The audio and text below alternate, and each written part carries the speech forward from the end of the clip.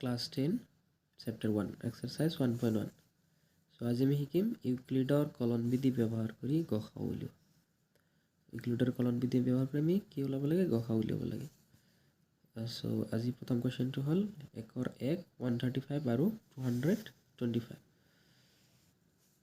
so এটো solve কৰিবলৈ হলে প্ৰথমতে আমি কি কৰিব লাগিব 135 আৰু 225 ৰ ভিতৰত কোনটো ডাঙৰ এটো আমি চেক কৰিব লাগিব প্ৰথমতে তো আমি জানো যে 135 আৰু 225 ৰ ভিতৰত 225 টো ডাঙৰ ন সেইকাৰণে আমি লিখিলো যেটো 225 গ্ৰেটাৰ দেন 135 আতিকে ইউক্লিডৰ কলন বিধি মতে ইউক্লিডৰ কলন বিধি কেনেকৈ আছিল এটো আছিল a = bq + r এতে a হল ভাজ্য b হল ভাজক q ভাগফল আৰু r হল বাৰ্ষিক ওকে তো আমি এটো ফৰমেটত কি কৰিব লাগে এই সংখ্যা দুটাক বহাব লাগে সো এই ক্ষেত্ৰত এৰ মান হ'ব 225 আৰু b ৰ মান হ'ব 135 গতিকে আমি কেনেকৈ লিখিম 225 = 135 তো পিছত আৰু q আৰু r মান কেনেকৈ পালো 135 ৰে 225 ক ডিভাইড কৰিছো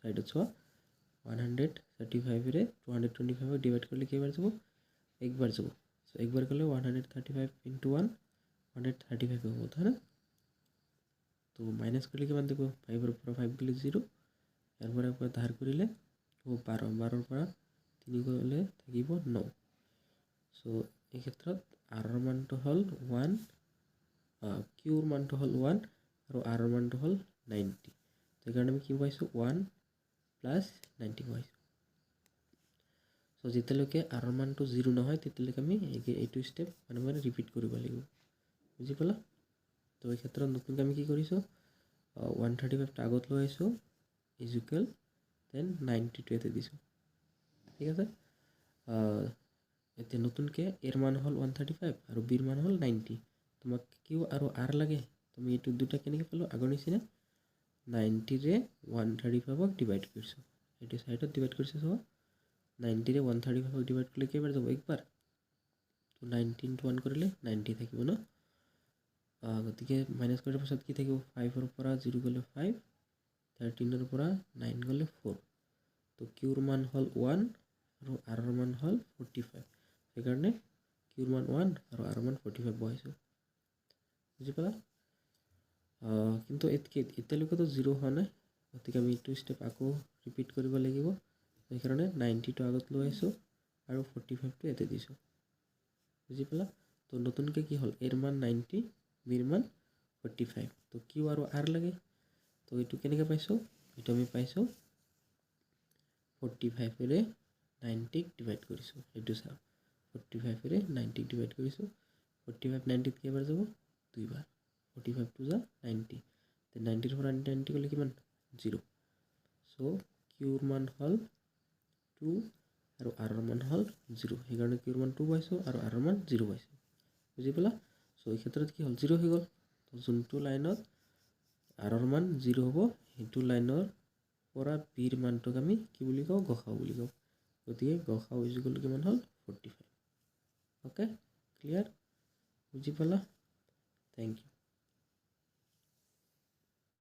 কোৱেশ্চন নম্বৰ 2 1 or 2 সো আমি কি কৰিব লাগিছিল ইউক্লিডৰ কলন বিধি ব্যৱহাৰ কৰি গসাউ উলিয়াব লাগে সো এতিয়া আমি গসাউ উলিয়াম 196 আৰু 38220 ৰ কি উলাম গসাউ উলিয়াম সো আগৰ নিচিনাকে আমি প্ৰথমত কি কৰিব লাগে এই দুটা সংখ্যাৰ ভিতৰত কোনটো ডাঙৰ এটা আমি চেক কৰিব লাগে সো কোনটো ডাঙৰ obviously এটো 38000 টো ডাঙৰ তো 38000 since 38220 greater than 196 ঠিক দেখে ইউক্লিডৰ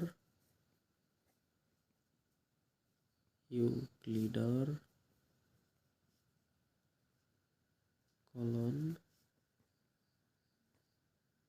বিধি মতে ইউক্লিডৰ কলন বিধি মতে ইউক্লিডৰ কলন বিধি আসলে a = B Q plus R. তো এই ক্ষেত্ৰত এৰ মান হ'ব এইটো, বিৰ মান হ'ব এইটো। অ'কে, বুজি পালা? এৰ মান হ'ব 30,220 আৰু বিৰ মান হ'ব 196। চ' আমি ইউক্লিডৰ নিয়ম মতে এইটো বহাব লাগে। চ' প্ৰথমত বহাব লাগিব 30,220 ইকুৱেল টু 196 ইনটু কি লাগে, কিউ আৰু আৰ মান লাগে। চ' এইটো আমি কেনেকৈ পাম? 196ৰে এইটোক আমি কি কৰিব লাগে, ডিভাইড কৰিব লাগে। চ' ছাইডত ডিভাইড কৰা, 196ৰে ডিভাইড কৰিব লাগে 38220। চ' এইটোক ডিভাইড কৰিলে কেইবাৰ যাব?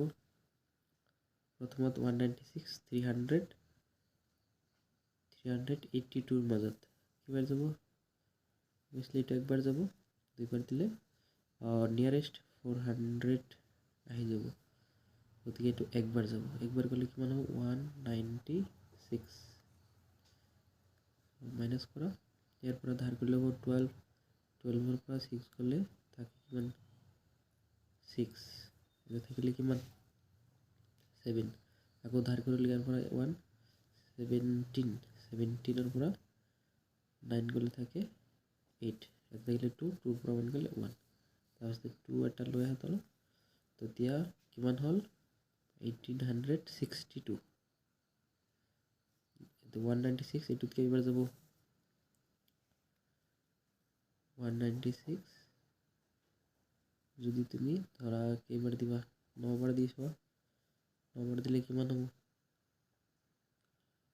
9 6 যা 54ৰ 4 কেৰি থাকিলে 5, 9 9 যা 81 আৰু 5 86 কেৰি থাকিলে 8, 9 যা 9 আৰু 8 17। তো নিয়াৰেষ্ট আহিছে এইটো, তো সেইকাৰণে কেইবাৰ যাব? 9 বাৰ। 9 বাৰ গ'লে কিমান হ'ল? 1764। তো এতিয়া মাইনাছ কৰিব লাগে, মাইনাছ কৰিলে হ'ল 12, 12 ধাৰ কৰিলে হ'ব 12, 12ৰ পৰা 4 গ'লে থাকে কিমান? 8, ইয়াতে থাকিলে 5 কেৰি কৰিলে হ'ব 15, 15ৰ পৰা 6 গ'লে থাকে 9 আৰু এটা 0 ডাঙৰ আছিলে। তো এইবাৰ কিমান বাৰ যাব? এবাৰ তুমি চোৱা 196ৰ 5 টাইমছ কৰি চোৱা, 5 6 যা 30, 0 কেৰি থাকিলে কিমান? 3, 9 5 যা 45, 45 আৰু 3 48 কেৰি থাকিলে 4, 5 1 যা 5 আৰু 4 9 মিলিছে একজেক্টলি। তো কেইবাৰ গ'লো? 5 বাৰ যাব। তো 5 বাৰ যাওঁতে কিমান হ'ল? 0, মাইনাছ কৰিলে থাকিব কিমান? 0, ইকুৱেল হ'ল যে সেইকাৰণে 0 হ'ল। গতিকে আমি কি পালোঁ? ওপৰত যোনটো পালোঁ ভাগফল সেইটো হ'ল কিউৰ মান, আৰু তলত পালোঁ 0, সেইটো হ'ল আৰ মান। তো কিউৰ মান হ'ল 195 প্লাছ 0। তো যেতিয়া আমি আৰ মানটো 0 পাই যাওঁ, সেইটো লাইনত বিৰ মানটো কি হয়? গসাও হয়। গতিকে গসাও ইকুৱেলটো হ'ব 196।